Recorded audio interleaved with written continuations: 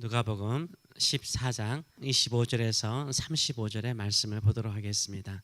오늘 이 말씀을 가지고 이렇게 무리하게 요구할 수 있을까? 이렇게 무리하게 요구할 수 있을까라는 제목으로 같이 은혜를 나누기를 원합니다. 우리는 무리 중에 한 사람으로 신앙생활하고 있습니까? 예수님의 참된 제자로서 신앙생활하고 있습니까? 예수님께서 많은 무리들이 예수님을 따르는 것을 보셨습니다. 그들을 보시고 그들에게 무엇을 요구하십니까? 예수님의 제자가 되라라고 요구하십니다. 무리 중에 한 사람으로 예수님을 따르는 것이 아니라 예수님의 제자가 되라라고 요구하십니다.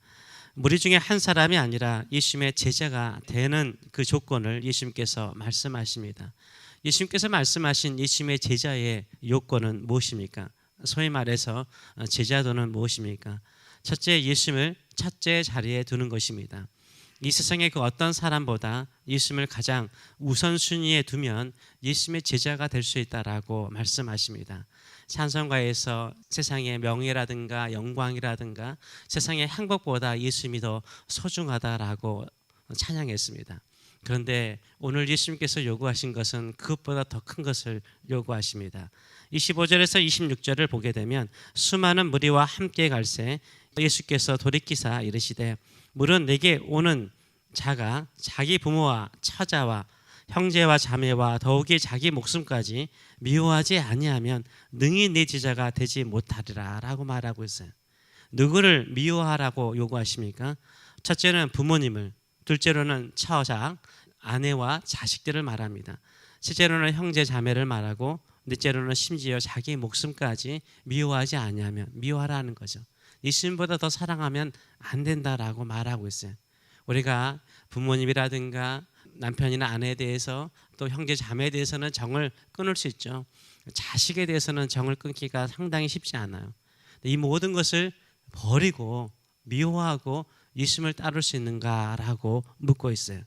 예수님의 제자가 되려면 이 세상의 그 어떤 것보다 예수님을 가장 사랑해야 된다는 거죠. 예수님을 가장 우선순위에 두라라고 말을 하고 있습니다. 왜 우리가 예수님의 진정한 제자가 되지 못할까요? 이런 우선순위가 확실하지 않기 때문입니다. 근데 실질적으로요, 이 당시 어떤 사람의 제자가 된다는 것은요, 모든 것을 다 버리고 스승과 함께 살면서 생활하면서 그 스승이 가르치는 가르침대로 살았던 사람들이 참 많았습니다. 이 정도의 제자를 요구하시고 계신 것입니다. 이 시간 우리는 예수님의 요구에 대해서 어떻게 답할 수 있습니까? 여러분은 부모님보다 예수님을 더 사랑하십니까? 여러분은 남편이나 아내보다 심지어 자식보다 예수님을 더 사랑하십니까? 여러분은 형제 자매보다 예수님을 더 사랑하십니까? 여러분은 자기 생명보다 예수님을 더 사랑하십니까? 그러면 예수님의 제자로 살고 있습니다. 이 대답이 확실하지 않다면 우리는 군 중에 한 사람으로서 여전히 예수님을 뒤따르고 있는지 모릅니다. 나를 희생하지 않고 예수님께서 행하는 기적이라든가 기적의 떡을 기대하고 사는지도 모릅니다. 둘째로 예수님께서 요구하는 예수님의 제자가 되기 위한 요구는 무엇입니까? 자기 십자가를 지라라고 말하고 있습니다. 27절의 말씀을 보게 되면 누구든지 자기 십자가를 지고 나를 따르지 않는 자도 능히 네 제자가 되지 못하리라 라고 말하고 있어요. 자기 십자가를 지는 것은요, 자기 부인을 뿐만 아니라 자아의 죽음을 말하고 있습니다. 예수님께서 십자가의 지심으로 말미암아 십자가는 거룩하고 고상한 상징물이 되었습니다. 그러나 예수님의 십자가가 지시기 이전에는요, 이 당시에 딱 십자가를 듣는 순간은요, 십자가는 혐오와 두려움의 대상이었어요. 지금 예수님께서 말씀하신 그 당시 군중들이 십자가를 딱 듣는 순간 충격이었어요. 왜냐하면 그 당시에 십자가는 반역자라든가 중범자에 대한 아주 최악의 극형이었기 때문입니다. 이 당시 실질적으로 노마로부터 독립운동을 했던 열심 당원들이 있었습니다. 이 열심 당원들이요, 노마의 반란을 일으켰습니다. 인원에서 열심 당원 2,000명이요 사로잡혀서요 십자가형으로 죽었습니다. 근데 그냥 십자가형으로 그냥 한꺼번에 죽인 것이 아니라 길거리에 한 100m씩 놔두면서요 십자가를 달아서 사람들을 죽였어요. 2,000명이나 몇 킬로 간 거죠. 이것을 사람들이 보게 만들었어요. 십자가는요 죽음이었어요. 나의 신념, 나의 정치적인 신념을 위해서 죽음을 의미하는 거였어요. 그래서 우리에게도 요구하는 게 그겁니다. 예수님을 따르기 위해서 너도 너의 신앙을 지키기 위해서 죽을 수 있는가를 요구하시는 거예요. 자기 생명도 줄 수 있는가를 요구하고 있습니다. 예수님께서는 네 생명보다 나를 더 소중히 여기는 자가 나의 제자가 될 수 있다라고 말씀하고 있습니다. 우리도 예수님을 따르다 보면은 여러 가지 많은 일이 일어날 수 있습니다. 열심히 예수님을 따르다가도 건강에 문제가 생기기 시작해요. 누구나 다 병들어가죠. 병들지 않는 사람이 어디 있습니까? 누구 한 사람 한 사람 다 찾아보면 약을 안 드시는 분이 없습니다. 우리가 예수님을 그렇게 사랑한다, 예수님을 위해서 충성한다 하면서도요, 이제 건강 문제 때문에 이제 신앙생활을 등한시하기 시작하죠. 직장은요, 아파도 가요. 그렇죠? 직장 생활은 아파도 가는데요, 하나님을 찾는 것에, 예수님의 말씀대로 살고 내 신앙을 지키는 것에 대해서는 약간 취미생활처럼 생각할 때도 많습니다. 많은 사람들이요. 예수님을 위해서 내 생명 바치지 않아요. 또 일이라든가 직장이 바쁘면요, 제일 먼저 포기하고자 싶은 것이 뭡니까? 내가 하나님을 신실하게 믿는 기도 생활이라든가 경건의 생활을 소홀히 여길 수 있습니다. 오직 예수님을 사랑한다면 그것도 뚫고 나가시는 저와 여러분 되시길 바랍니다. 오히려 찾을 때요, 하나님을 찾고 하나님을 만나고 하나님의 도우심을 구하고 하나님께서 그 모든 것을 뚫고 나갈 수 있는 지혜와 건강을 주시도록 하면요, 삶에 뭐가 생기는 거죠? 목적이 생기는 거예요. 내가 왜 사는가, 의미가 생기는 거예요. 우리가 인생의 목적과 의미와 가치를 찾지 못하면요, 험하게 돌아가는 인생을 반복하게 돼 있어요. 아픔 중에도, 힘든 중에도, 시험 중에도 예배하면서 하나님을 찾잖아요. 그럼 삶의 목표가 확실하잖아요. 내가 왜 사는가? 내가 무엇을 위해서 내 인생을 드려야 되는가? 예수 그리스도이시잖아요. 예수 그리스도 위해서 살다 보면 하나님께서 다시 건강을 주시고 새로운 삶을 열어주실 줄 믿습니다. 이런 믿음으로 예수의 제자로 살아가시길 축원합니다. 세 번째로 예수님께서 요구하는 것은 뭡니까? 제자가 되기 위해서는 먼저 계산하라는 거예요. 예수님께서는 두 가지 예를 드십니다. 하나는 망대를 세우는 일과 하나는 전쟁하는 것을 예로 들고 있습니다.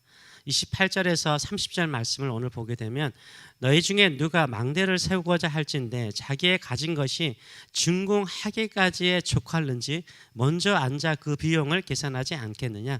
그렇게 아니하여 그 기초만 쌓고 능히 이루지 못하면 보는 자가 다 비웃어 이르되 이 사람이 공사를 시작하고 능히 이루지 못하였다 하리라 라고 말을 하고 있어요. 이 망대를 세울 때 타워를 세우는 거거든요. 일종의 직업으로 타워를 세울 때 예산 짜지 않습니까? 망대를 완공할 만한 재정이 충분한가 예산 짜지 않습니까?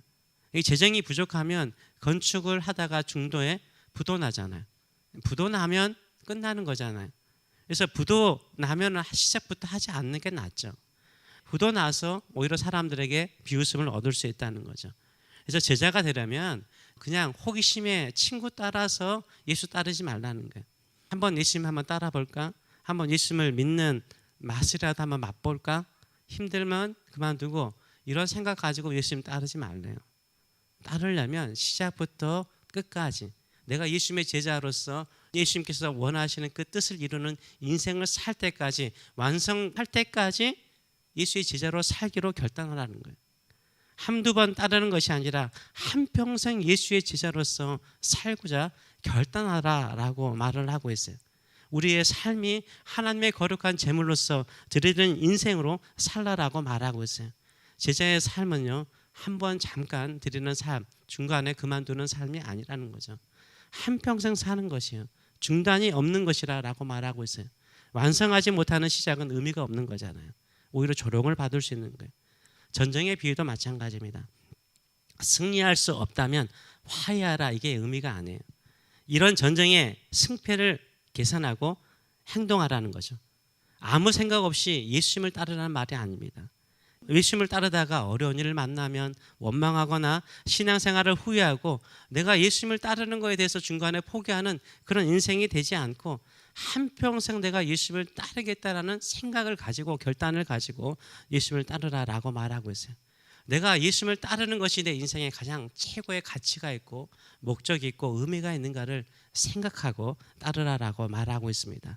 우리 모두가 이런 예수님의 제자로서 살아가시는 저와 여러분 되시길 축원합니다.